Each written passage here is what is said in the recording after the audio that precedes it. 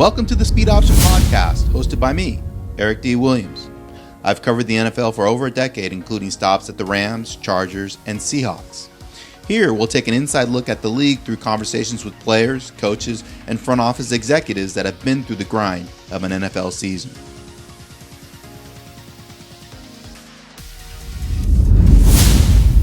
Hey, welcome in.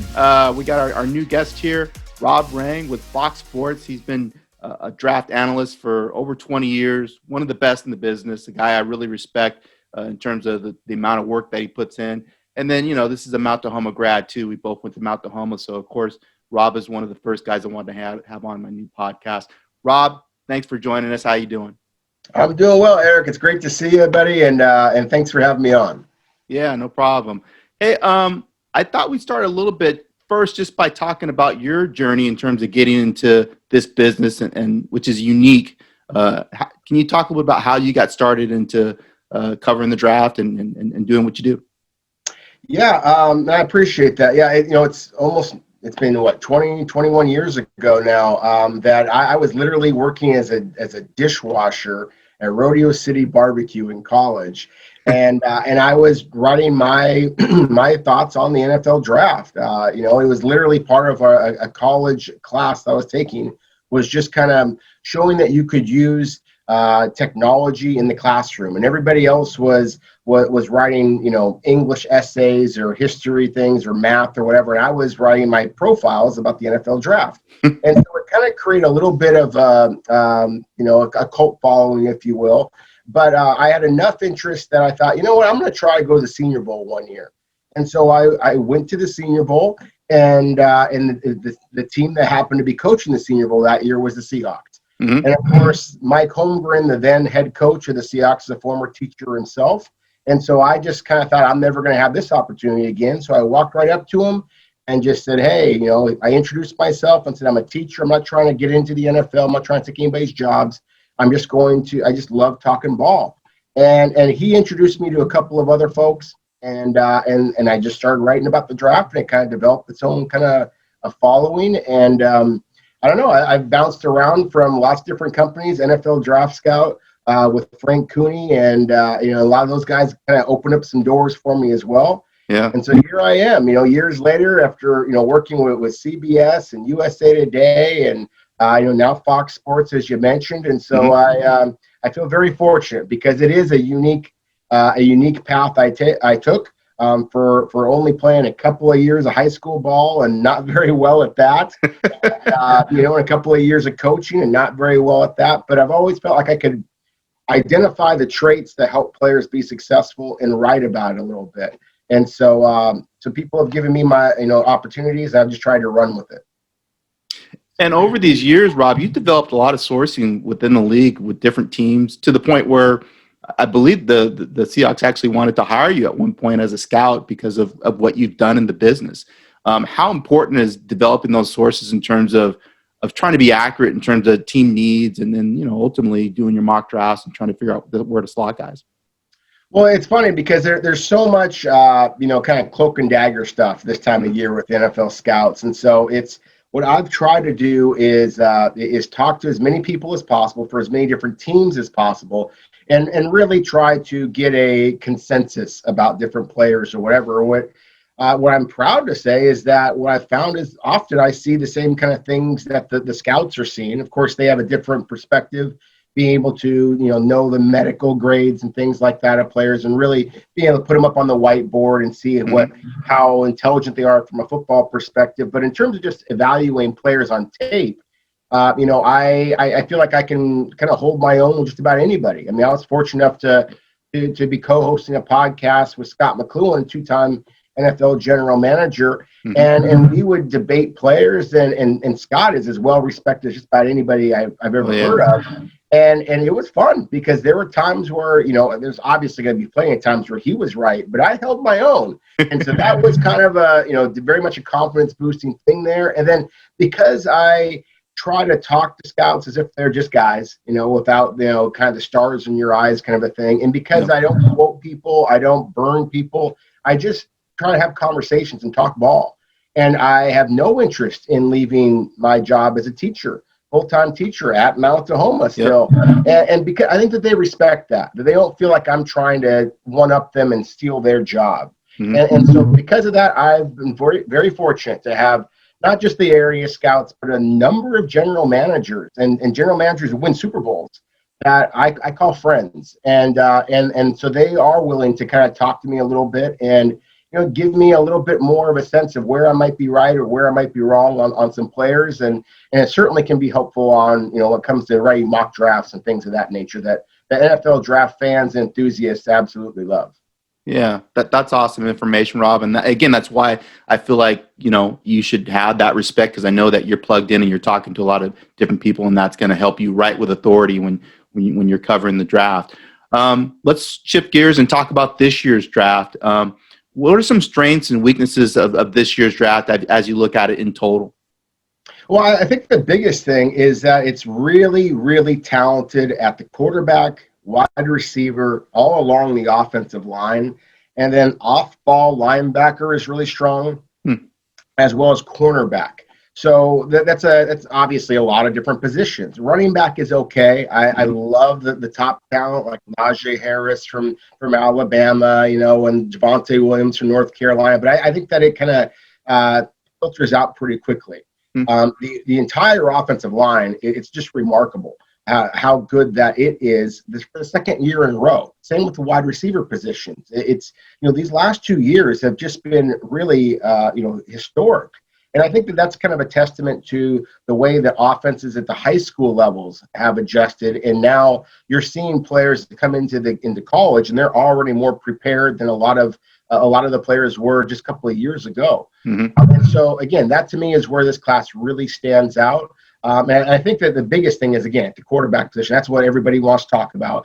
And there's the possibility that we're going to see, at least the 3 quarterbacks right off the top. And quite possibly 4, and so that it would just be absolutely historic. Yep. And I think that there's 2 reasons for that, in my opinion. It's again, for one, is the idea that as I was mentioning before, wide receivers and the offensive linemen, they're better prepared in high school. Same thing with the quarterbacks. And I also think that with the way that the salaries have become so inflated with the veterans, that NFL teams are realizing that if they can get lucky on a young quarterback, and they've got a heck of a window there that they might be able to win with. And so I think that that's part of the reason as well, is that teams are just realizing that, wow, this is a heck of an opportunity. And so let's draft the young quarterback, and maybe you get a Patrick Mahomes, maybe you get a Lamar Jackson or a Russell Wilson that might be able to, you can hitch your wagon to that player and potentially compete for a Super Bowl within a year or 2. Yeah, and like you said, because of the salaries, because of the changes in the CBA, you control that player for 4 to 5 years at a reasonable salary for a quarterback before you have to go and pay him.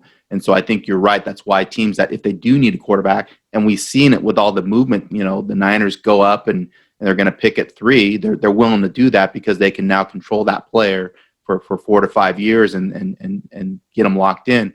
I thought it was interesting who you had the Niners taking at number 3, because there's been a lot of buzz that Mac Jones is going to be the guy there, that's the guy that they want. But you had another player there at number 3. Can you talk about that a little bit? Yeah, I certainly respect all of the reports out there that Mac Jones is going to be the selection, and I had the opportunity to watch every single throw, every single run that Mac Jones attempted a year ago. Obviously in guiding Alabama to a national championship, and he is a very talented passer. Mm-hmm. There might be some who would criticize the 49ers if they took Mac Jones at number 3 overall. I would not be among them. I think that he is absolutely a first-round talent. And, again, the intangibles with him are so exciting that if that's the guy, in Kyle Shanahan's mind, and I have a great deal of respect for Kyle Shanahan as a developer of quarterbacks, then sure, go for it, 49ers. That said, Eric, I've been doing this for 20-plus years, and what normally happens on draft day is teams go for the player that has the higher upside. Yep. And there's no question that Ohio State quarterback Justin Fields has the higher upside. I mean, he's just a bigger, stronger athlete. He is a faster athlete at a time where dual threat quarterbacks are all the rage. If you look at what Kyle Shanahan asks his quarterbacks to do, it's very similar to what his father, Mike Shanahan, asked quarterbacks to do. He wants a quarterback that can get out on the bootlegs and the rollouts and be able to throw the ball with accuracy while on the move. Mac Jones threw 2 touchdowns last year of his 41 that were really on the move, one to the right, one to the left, and he did it well, but it certainly is not a strength of his game. And whereas with Justin Fields and even Trey Lance from North Dakota State, Yeah. I think that those are 2 players who are a little bit more of a fit in what Kyle Shanahan has historically wanted. So to me, this is an example, I think, of the 49ers kind of letting some things out there to let people believe that they're going to do one thing, because everybody is just kind of penciling in Trevor Lawrence 1 and Zach Wilson number 2.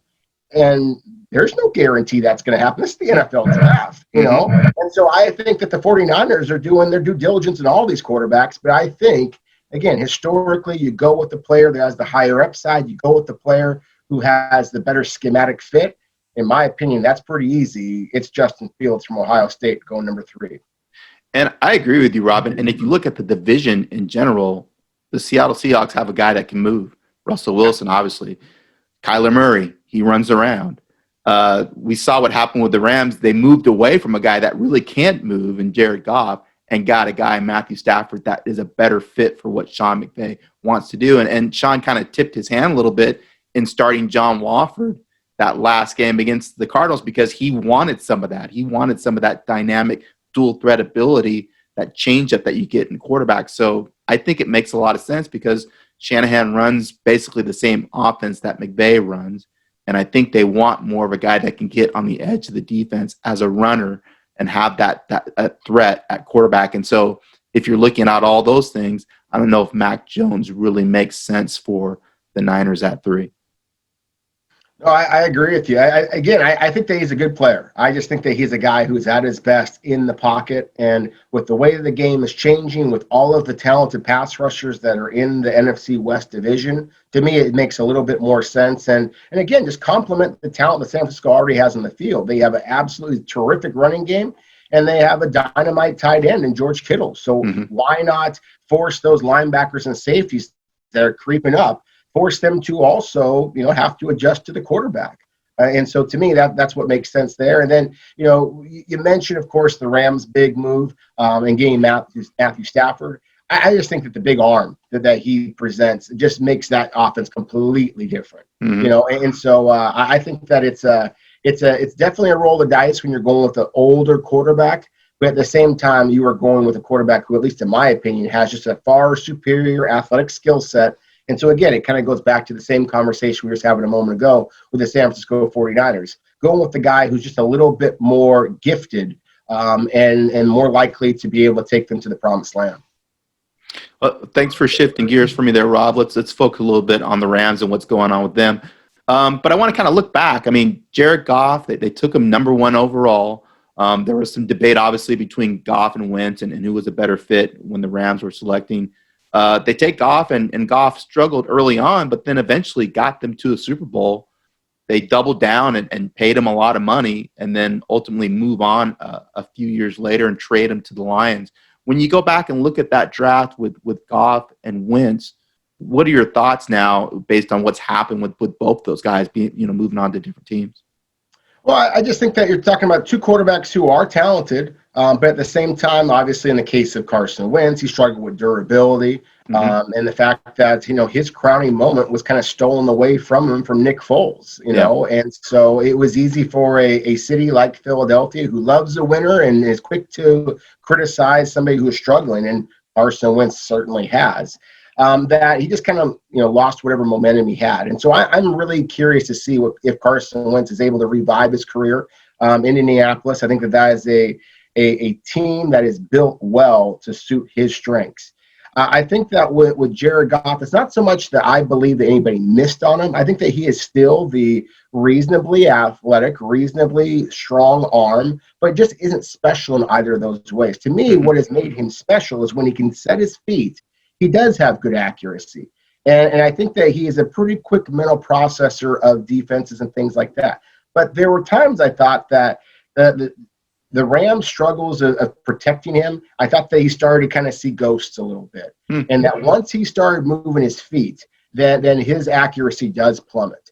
And so to me, when you saw the loss of some of the special athletes at receiver for the Rams, and I, with all due respect to Cooper Kupp, to Robert Woods, but when they lost like a player like a Brandon Cooks, for example, and they lost that ability to do like the jet sweep, things like that really spread the offense out. They lost the truly dynamic running back that was Todd Gurley. Yep. I think they just put a lot more pressure on Jared Goff. And so, again, I think that he's got a chance to go to Detroit. You think about the defenses in the NFC North, not quite as fierce as the ones they are in the NFC West, kind of hit the reset button. And then if Detroit can get him some weapons, I do believe that he can still be a quality NFL starter.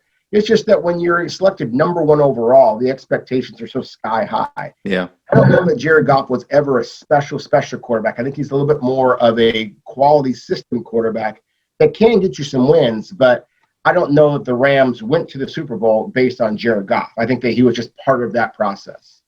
Yeah, a very talented game manager that can make all the throws and is accurate. If everything's perfect, he's going to do well for you, but you can't expect him to go out there, put the team on his back and win games. That's not who he is. And I feel like I agree with you with the Lions, with Anthony Lynn as their offensive coordinator. They're going to run the football and have balance and protect him and just ask him to be accurate when they do throw the football. But they're not going to ask him to win games offensively. That, like you said, they're going to have to get some dynamic playmakers and to surround him so that he can be efficient offensively. Let's talk a little bit about your mock drafts, your 3-round mock draft. I agree for the most part with the picks, but I want to talk to you a little bit about some of them. I believe in the second round you had Terrence Marshall, a receiver out of LSU, going to the Rams in the second round of your mock draft, and then in the third round you had safety Tyree Gillespie out of Missouri, and then Stanford's Walter Little at offensive tackle. The first pick I think is spot on, and I think it's kind of one of those picks where when you see a team sign a free agent like they did with Deshaun Jackson, that's kind of a tell of what they're going to be looking for in the draft. They obviously wanted a vertical threat, so they get a guy, so they kind of protect themselves in case they don't get the guy that they want in the draft. But Terrace has that deep vertical ability, and I think he's a little unique in that his size is different than other receivers that the Rams have on their roster. So he would add a different dimension to their receiver group. Can you talk about him a little bit? Yeah, to me, like with Deshaun Jackson, he's going to bring you that straight line speed, that possible jet sweep kind of thing. We talked about the Rams didn't have anymore after losing Brandon Cooks and players similar to Tavon Austin. Exactly. And so I think that he gives you that. But at the same time, at this point in his career, the durability issues and things like that he's no guarantee to last the entire season. Yep. And with Marshall, you're talking about a guy who also brings you that straight line speed, but also the size. To me, he's almost similar to Josh Reynolds, the former Rams wide receiver, in that he can be that vertical threat. He also is a pretty physical run blocker.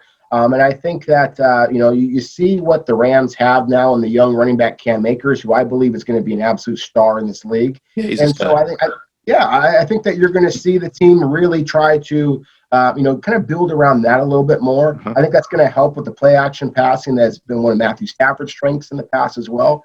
And then again, just the height. Just the fact that you're talking about a player who is coming from an LSU program that has routinely produced difference-making wide receivers. I'm not so sure he's going to be available to the Rams at that point in the second round, but I think that if he is available to them, then he would absolutely have to be one of the players they would strongly be considering at that point. Yep. Yeah, no doubt. I think it makes a lot of sense. Safety obviously is a need because they got rid of, or John Johnson signed with the Cleveland Browns in free agency. Tyree Gillespie, what do you like about him out of Missouri? I think that people are sleeping on him a little bit. I mean, he's got legitimate 4.4 speed. Some clocks had him in the 4.3s at his pro day. His open field tackling has been a little bit hit and miss. And so that's one of the concerns I have. And he doesn't have terrific ball skills. For a guy that I think is going to be drafted in the top 100 selections, you'd like to see a lot more interceptions. Mm-hmm. At the same time, he is a guy who has a great deal of potential. And when we started off the conversation, Eric, we were talking about some of the strengths of this year's draft class. I Yep. don't think that safety is one of those. I Oh. think that there are some good safeties that have some ball skills that can come up and be a run supporter, but aren't necessarily that traditional deep free safety type. Mm-hmm. And so that to me is something that the Rams, I believe, are lacking. And I think that Gillespie has those traits that can be that guy. And so that, and we look at where the Rams have had some success in drafting safeties recently, kind of in the middle rounds, day Yep. two.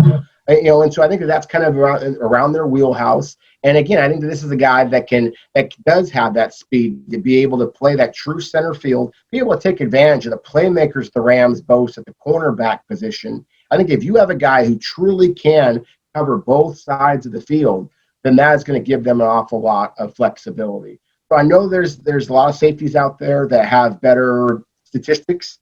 I don't know there's many who have a higher upside. Mm-hmm. And so to me, that's where Gillespie, I think, is going to. I fully expect him to go somewhere in the third round, and I think that he's got a chance to be a star in this league with a better NFL career than he ever had at Missouri. And you talk to people at Missouri, they think that Gillespie was pretty darn good for them.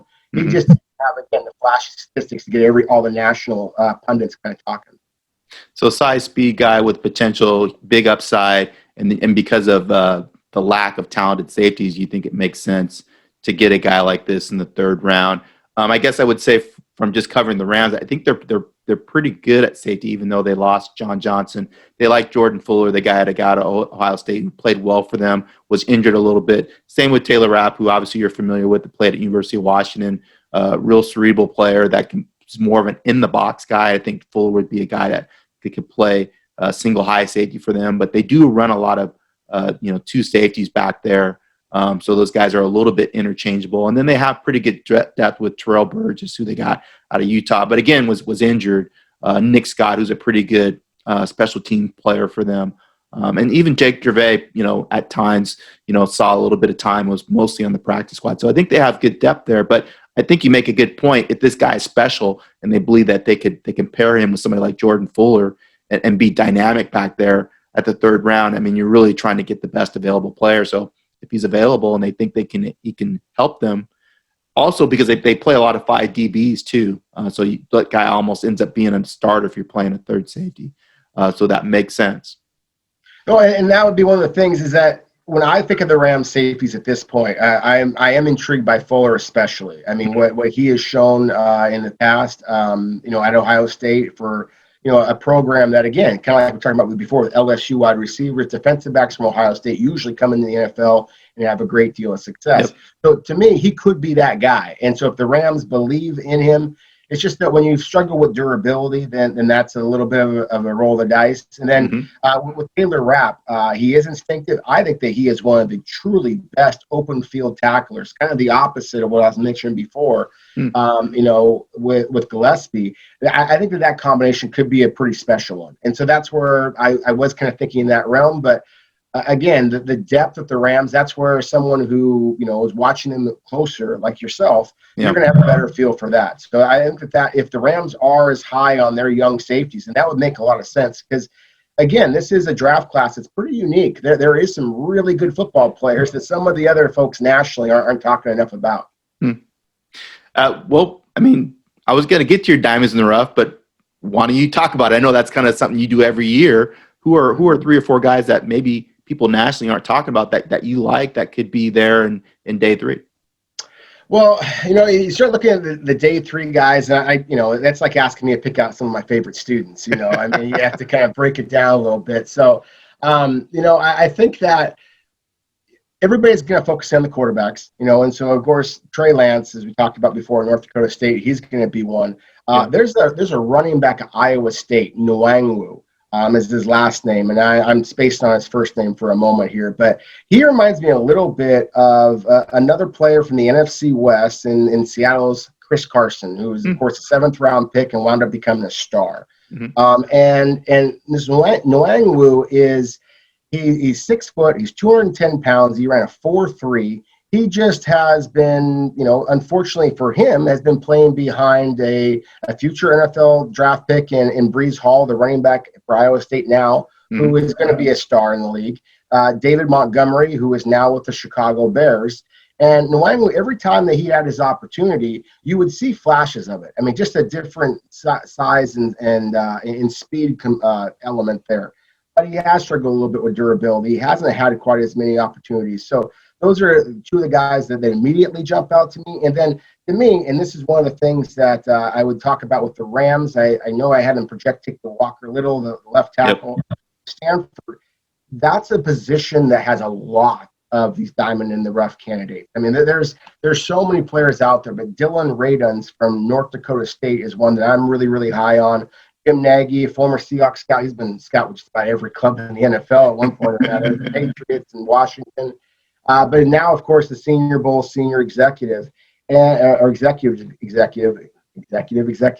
Anyways, but their top guy, he has been on Raduns the entire time, and this is a spectacular talent. Spencer Brown from Northern Illinois, or Northern Iowa, is another one. These offensive tackles that I've had so much success against the lower levels, and so people just kind of brushed them off, like, okay, that's cute against FCS, right? When they come into the Senior Bowl and are just as good there, when they have their workouts and they're just as good there, you know, it kind of reminds you of some of the guys that have come into the NFL from relatively small schools, like a Terran Armstead, multiple Pro Bowler now for the New Orleans Saints. Yep. He played at Arkansas Pine Bluff, and the Saints got him in the middle rounds, and now he's a Pro Bowler. You know, to me, that's what this class really stands out at, is there are just a number, especially of offensive linemen, that really are going to make up this year's diamond in the rough. And that's where this class is a little bit unique. And again, a lot of the pundits out there are focusing on the guys just from Alabama or Ohio State or Notre Dame or Clemson. Right. A lot of the best players this year actually kind of small school guys.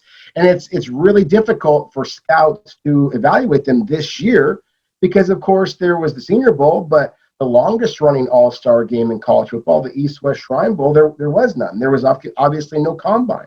Yeah. So I think there's a lot of guys who are kind of lying in the weeds. They're going to wind up being top 100 picks and future NFL starters. You bring up a great point, Rob. This is really a year where you have to rely on those area scouts that have developed those relationships with those smaller programs and have been looking at those guys for 2 to 3 years and have a pretty detailed evaluation on them. Those are the teams that are going to benefit from that work, correct? Absolutely. And as you mentioned before, I've had some opportunities to kind of work with some clubs in the past, and I didn't want the job then because it would force me to give up the teaching, and that was just something that was really important to me. Yep. I certainly don't want their job now. This year would have been so difficult, to try to evaluate these players because, again, I mean, for especially among the underclassmen, I mean, you have scouts who are going to these pro days, Eric, that have never even seen some of these players, in person. It was 2 years ago, and some of these guys that just really popped as redshirt sophomores or juniors that they never anticipated would be leaving the draft, leaving their programs early for the NFL draft. And now, as area scouts, they are being expected to know everything about them. And so that's incredibly difficult. I mean, because from a fan's perspective, they see this year's NFL draft as being basically the same as last year's because, Of course, last year's draft, we saw Cliff Kingsbury on his bachelor pad drafting. We saw, Bill Belichick with his puppy drafting from his kitchen table. And so it was virtual. But from a scout's perspective, the hay was in the barn. They had been evaluating the entire time. There was a combine. With none of that this year, it is infinitely more difficult. So there's going to be a lot of polarizing draft grades. And, everybody is kind of picking on the Tennessee Titans and to a lesser extent the Miami Dolphins with the draft bust that was the former first-round pick Isaiah Wilson. Right.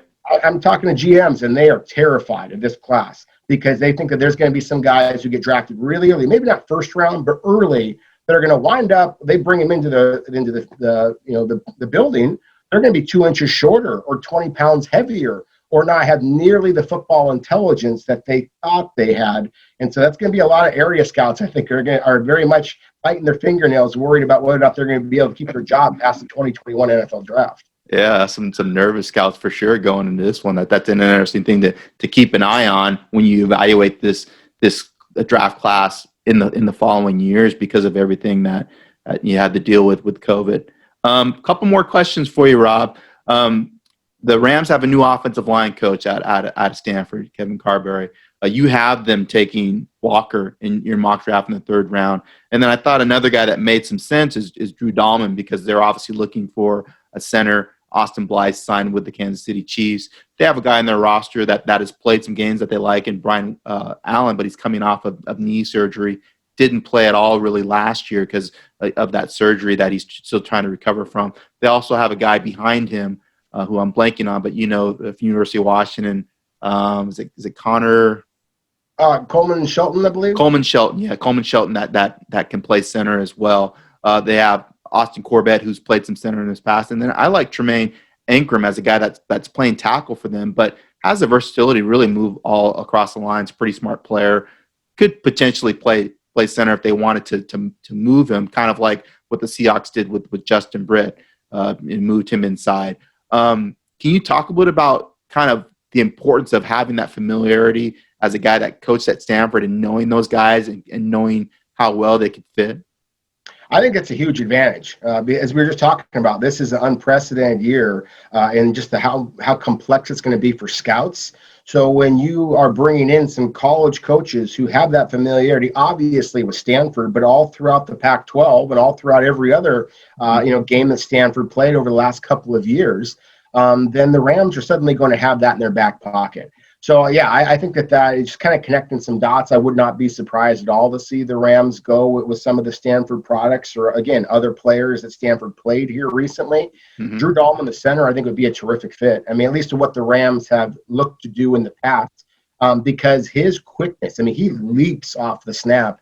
And gets to the second level. He is the son of an offensive line coach, and so he is as technically sound as it's going to get. He's not the biggest, strongest guy, but the centers that you just mentioned for the Rams were never the most physically imposing guys, including Blythe. So, to me, that's one of the real strengths of this draft class. And I mentioned before offensive line in general, and I kind of talked about some of the tackles of being the diamond in the rough types.